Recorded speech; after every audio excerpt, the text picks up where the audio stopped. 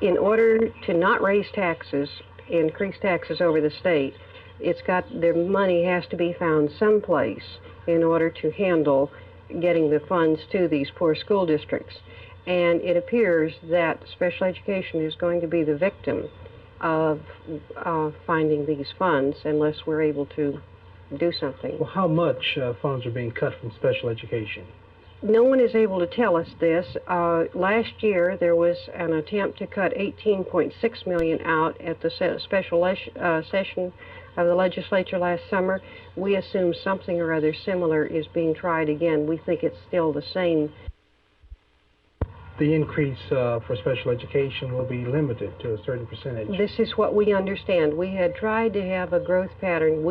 That's the Texas Education Agency, and I say we because they've done such a fine job of supporting programs and developing programs for children.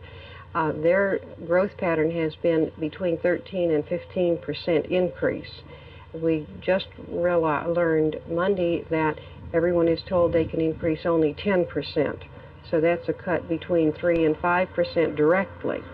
Now, there's a second way that they're attempting to cut our funds, and it's even more going to be even more effective. Their colleges and universities have not turned out the number of certified special education teachers needed. It's just been impossible to gear up programs. They're only learning how and what needs to be taught. Only these new programs specifically for children who have language and or learning disabilities. So the school systems have had to employ teachers, regular, well-experienced classroom teachers, and say to them, won't you go back to school and take these additional special courses? And the State Department of Education has issued these people a special permit in order to work.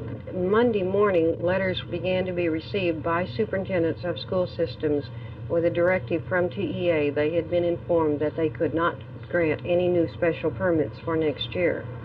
And so all of the programs that had been approved were in process, are being developed right now, that they were planning on staffing this way. They would be hurt right now, and then so in effect we'd have a much more than a 10% reduction